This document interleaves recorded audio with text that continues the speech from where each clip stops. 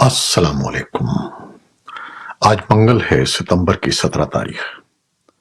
پاکستان میں اس وقت شام کے 7، بھارت میں 7:30، اور یہاں ہمارے اسٹوڈیوز کی گھڑیوں میں صبح کے 10 بج رہے ہیں۔ وائس آف امریکہ واشنگٹن کی اردو سروس سے میں ہوں خالد حمید، خبروں کے ایک بلیٹن کے ساتھ۔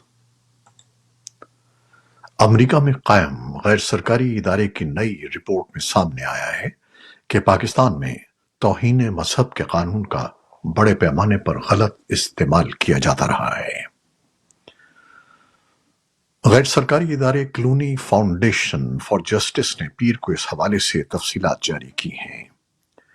کلونی فاؤنڈیشن فار جسٹس نے سن 2022 میں پنجاب کے سب سے بڑے شہر لاہور میں توہین مذہب کے 24 معاملات کی 6 ماہ تک مانیٹرنگ کے بعد یہ رپورٹ ترتیب دی ہے۔ تفصیلی رپورٹ کے لیے ہمارے سوشل میڈیا پلیٹ فارمز پر آئیے۔ امریکہ کے سیاسی امور کے لیے قائم مقام معاون وزیر خارجہ جان بیس نے آج اسلام آباد میں نائب وزیر اعظم اور وزیر خارجہ اسحاق ڈار اور chief of army staff general Asim Munir سے ملاقات کی۔ انہوں نے دہشت گردی اور پرتشدد انتہا پسندی کا مقابلہ کرنے اور علاقائی استحکام اور خوشحالی کو فروغ دینے کی اہمیت سمیت اقتصادی اور سلامتی امور پر دوطرفہ تعاون کو بڑھانے کے طریقوں پر تبادلہ خیال کیا۔ جان بیس نے افغان افراد کی امریکہ میں آباد کاری میں مدد کرنے میں پاکستان کے مسلسل تعاون پر اظہار تشکر کیا۔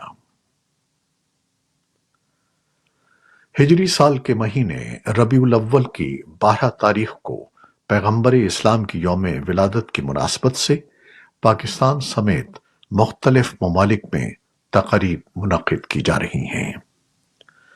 اس موقع پر مساجد، عمارتوں، گلیوں اور محلوں کو برقی قمقموں سے سجایا گیا ہے، جبکہ خصوصی تقاریب، جلوس اور محافل کا اہتمام بھی کیا جاتا رہا ہے۔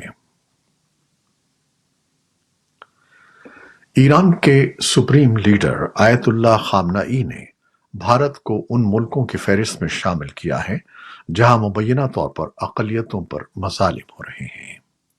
انہوں نے عید میلاد النبی کے موقع پر دنیا بھر میں مسلمانوں کی پریشانیوں کا ذکر کیا۔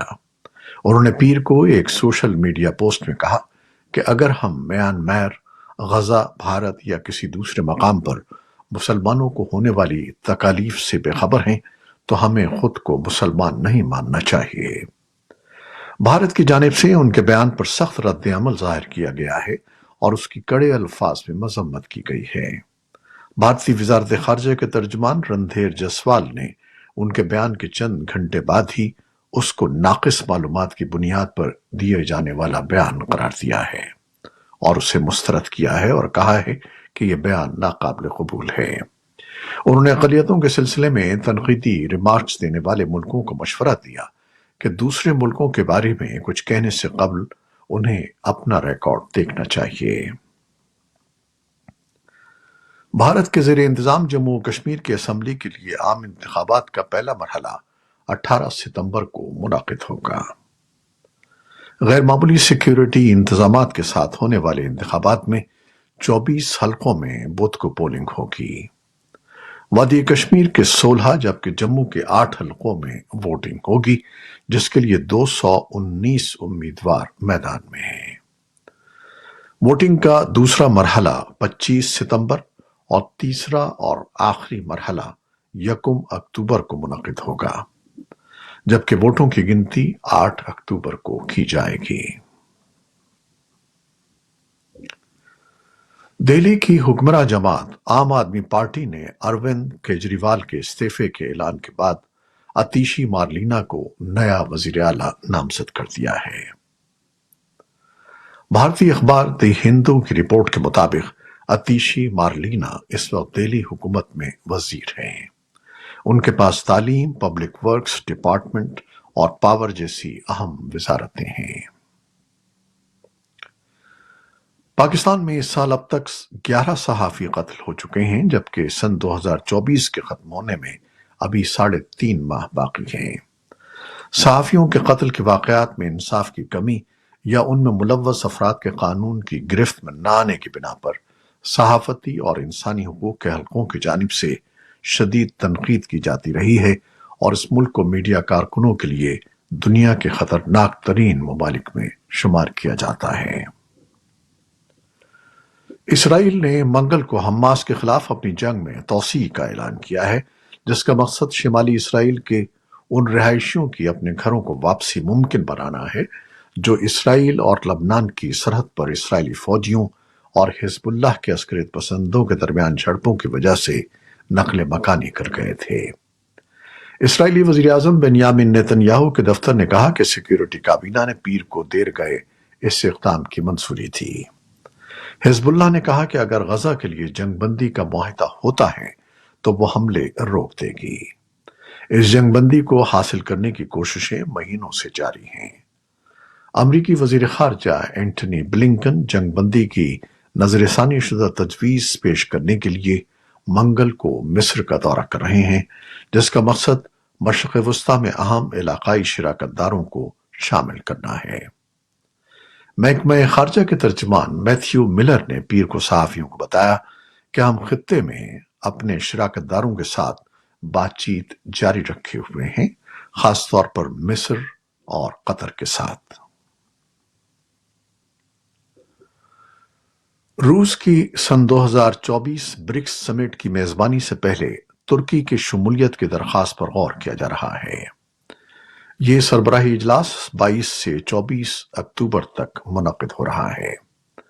برکس یا برازیل، روس، بھارت اور چین پلیٹ فارم کو روس نے سن 2009 میں ایک غیر رسمی کلب کے طور پر شروع کیا تھا تاکہ اراکین کو امریکہ اور اس کے مغربی اتحادیوں کے زیر تسلط عالمی نظام کو چیلنج کرنے کے لیے ایک راستہ فراہم کیا جا سکے۔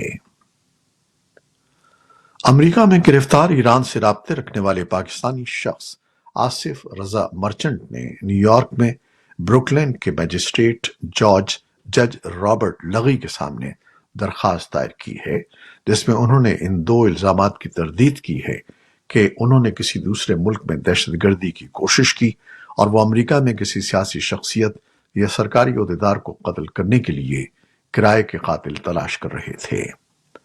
آصف مرچنٹ کی گرفتاری کے بعد پاکستان کے دفتر خارجہ نے ایک بیان میں کہا تھا کہ وہ امریکی حکام سے رابطے میں ہیں۔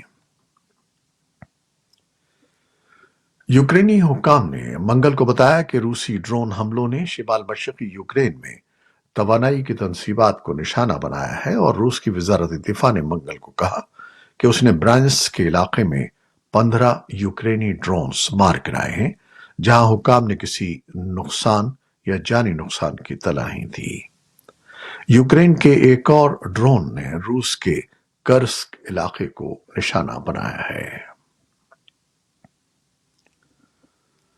روسی وزارت خارجہ نے کہا کہ چینی کوسٹ گارڈ کے 2 جہاز منگل کو روس کے مشرق میں ماسکو کی افواج کے ساتھ مشترکہ مشقوں اور گشت کے سلسلے میں پہنچے ہیں۔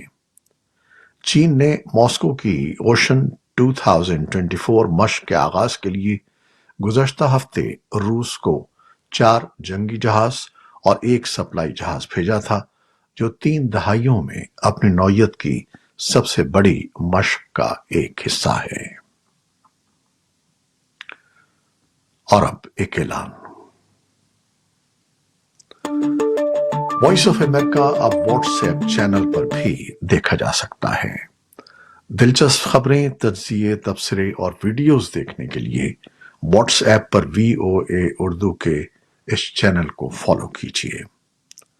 چینل کا لنک ہمارے فیس بک پیج پر موجود ہے۔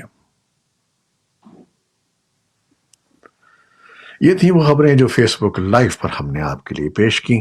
ہماری ویب سائٹ، یوٹیوب اور پوڈ کاسٹ پر یہ بلیٹن آپ کے لیے پوسٹ کر دیا جاتا ہے۔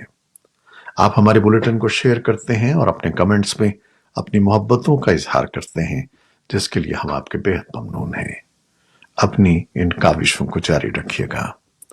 نیوز پروڈیوسر عائزہ عرفان اور نیوز ایڈیٹر بہجت جیلانی کے ساتھ خالد حمید کو اب اجازت دیجیے گا۔ اللہ حافظ۔